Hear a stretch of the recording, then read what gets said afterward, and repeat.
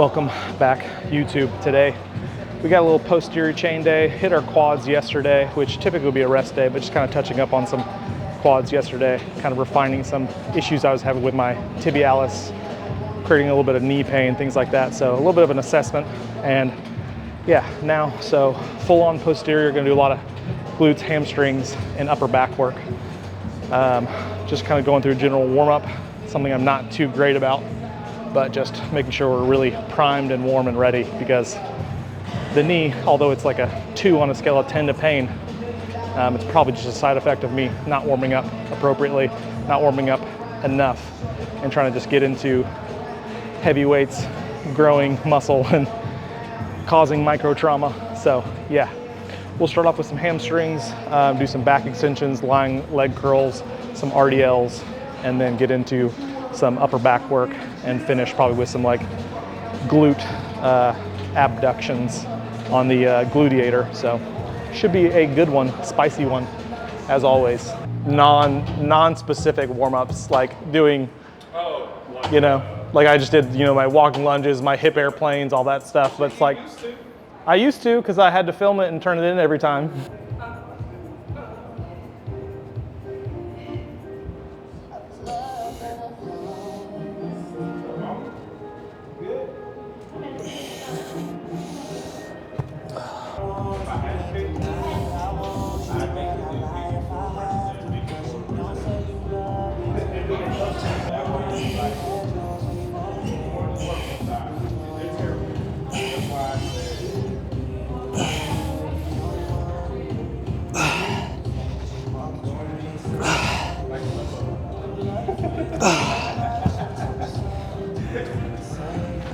I missed that.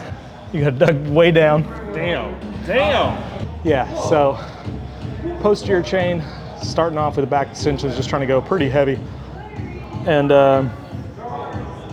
yeah, I really just feel a whole lot of good balanced glute hamstring activation. So it's gonna make everything downstream in the workout just a little more spicy. But yeah, thought process is kind of more like RDL on the lowering, and then really just hip thrusting into the pad to pull yourself up.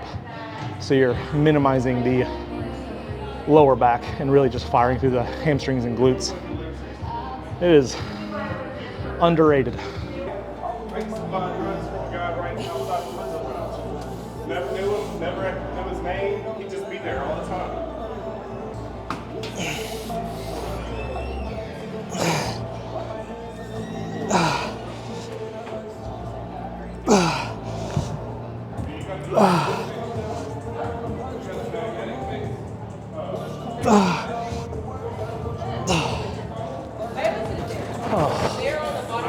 Ow.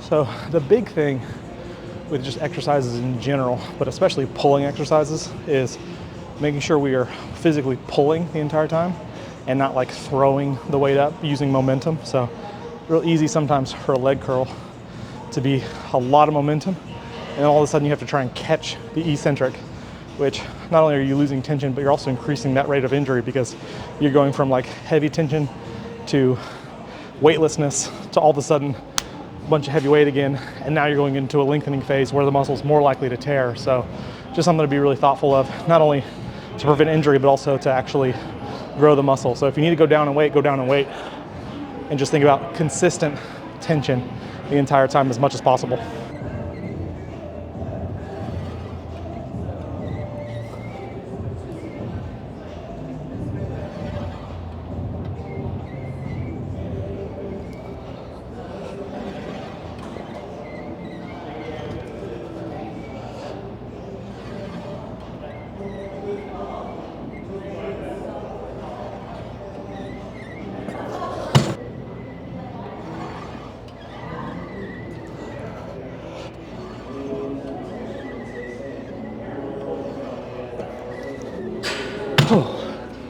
Okay, move on. Start warming up into some RDLs. and then hit some seated leg curls to be finished with hamstrings. But we probably won't go super heavy, probably like 365, 405 for the RDLs, and just focus on quality of tension, quality of that eccentric. We'll see. We might just blow it out of the water. We don't know. I don't know. Maybe Scott will be a little salesman.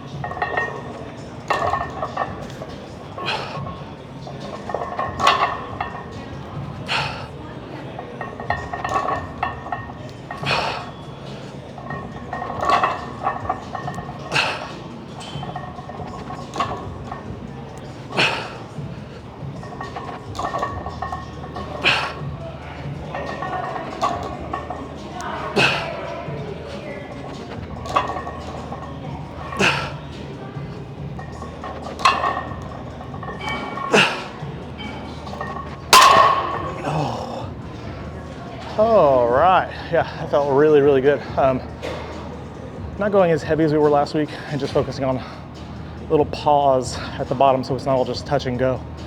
Making sure we're just feeling a deep stretch in the hamstrings and the glutes. And then just, again, cutting out momentum and pulling. Feels so much better.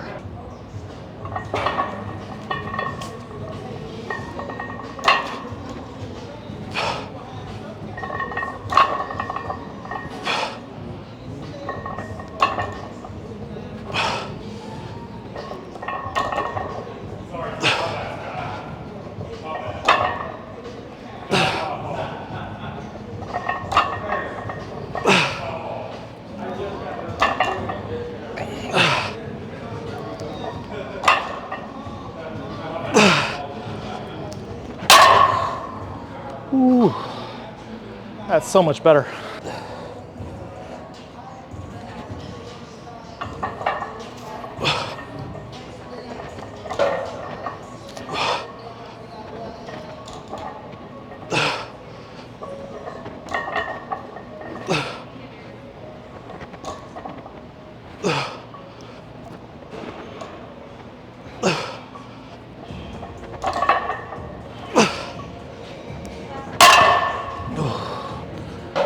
Oh yeah.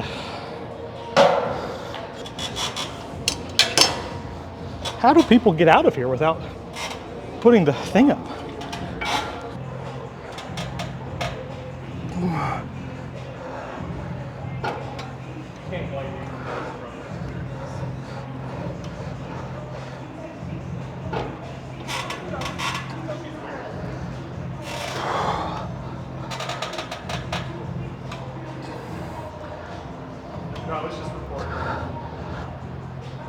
You can set. My brother's a fucking idiot. Mirrors are here.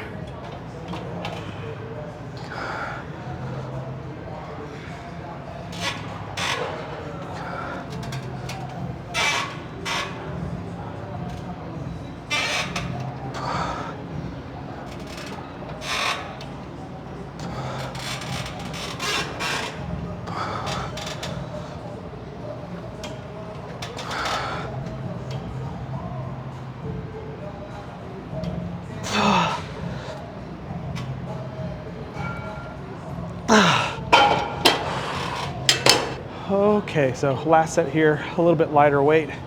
Try to push for like 15 reps or so. Really just kind of go to failure.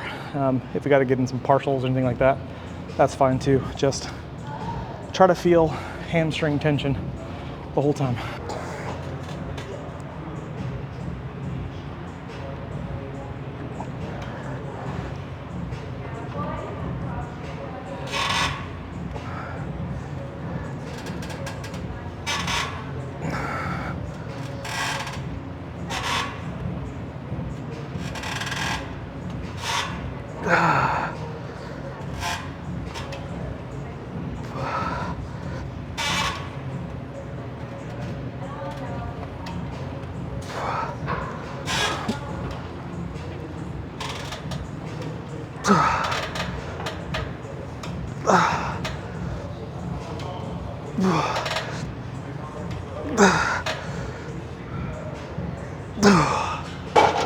Whew. Yeah, hamstrings are toast. We're gonna get a little work in on the gluteator, get some decompression in the lower back after all those deadlifts. That'll be our main glute work for today with the back extensions, the deadlifts, and then we'll get into some upper back stuff.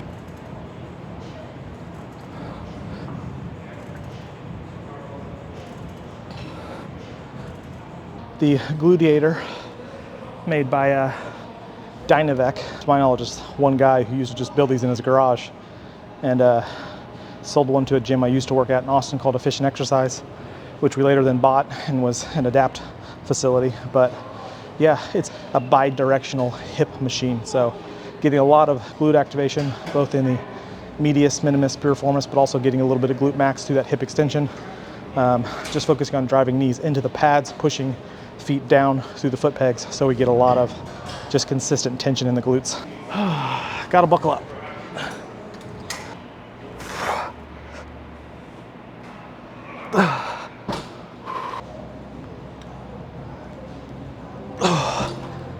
Ooh, yeah, that is gonna straight them glutes.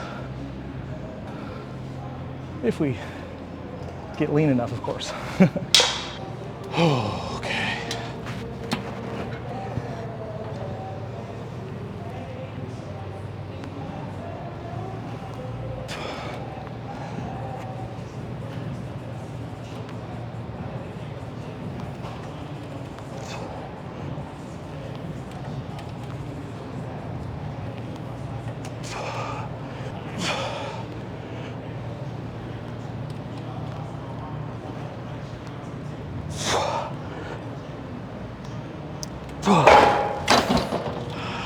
Okay, so we'll hit about 4 sets of this chest supported row. Then we'll hit 4 sets going supinated pull downs, rear delts, biceps. That's kind of what we have planned for upper body today. So not a whole lot of variety, just a lot of sets of everything. And keeping all the reps kind of in that 12 to 15 rep range, just thinking about time under tension, good quality tension. And yeah, again, just not using any momentum, form over everything, tension over everything, and not really worried about lifting too heavy right now.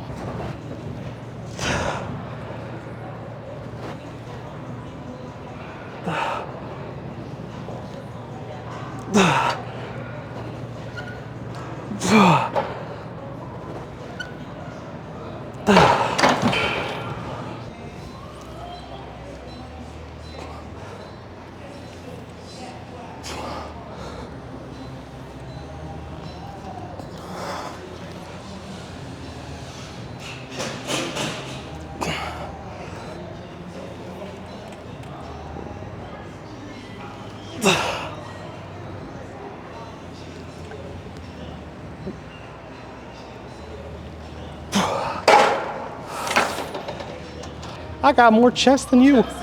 Complaining about your itty bitty titties. Shout out to the committee. Okay.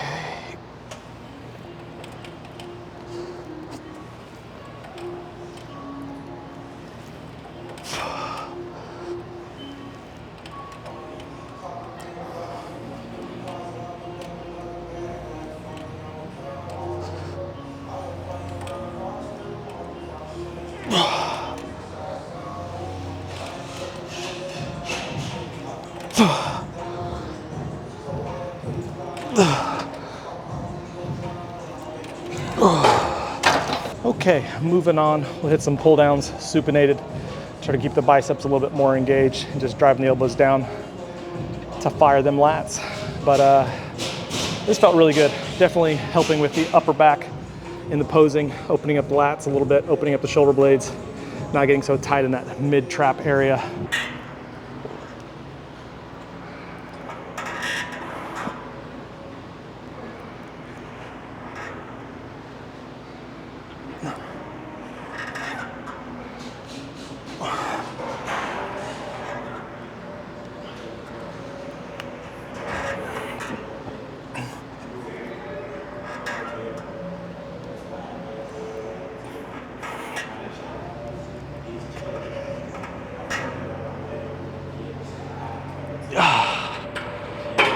yeah, choosing the supinated grip here, mostly just to get in a little extra bicep stimulus too with the pull downs, but really just being able to kind of isolate that lat a little bit more just by focusing on driving those elbows down in front for as long as possible.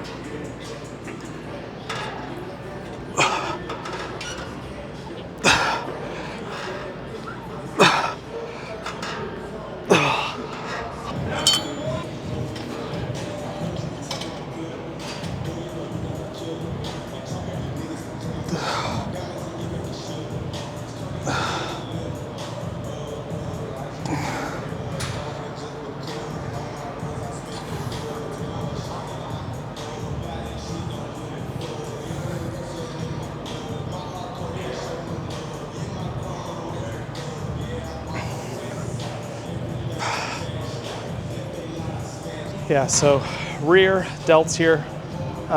You kind of see, obviously the range of motion is really not what you'd expect. So what I'm really focusing on is pushing my arms forward as much as possible to put that rear delt in as much length as we can. And then as we come across, we're just coming across just enough to shorten the rear delt. We don't want to get the rhomboids and the teres and a lot of those other things kind of taken over, because once you get it out of the rear delt, it's kind of hard to get it back in.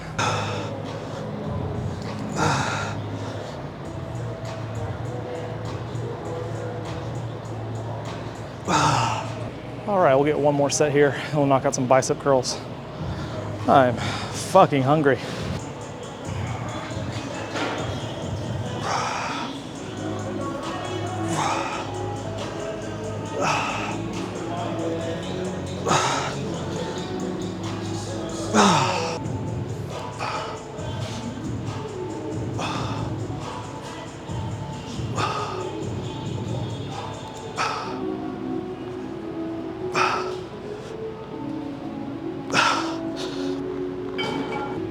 Yeah, so going cable, kind of an incline curl, starting off slightly behind the body so we get a good stretch, maintaining supinated grip the entire time so we can further that stretch, maintain that stretch the entire time. And then just coming up basically to bicep touching the forearm, right? The bicep's main primary function is going to be that elbow flexion. And so once you maximize elbow flexion, really it's not working that bicep anymore. You start getting kind of like some shoulder rotation, losing tension in the bicep. So just keep it simple, fully extend, get a good stretch. Think about contracting your tricep at the bottom and then fully squeeze that contraction. Get that bicep and forearm just touching every time.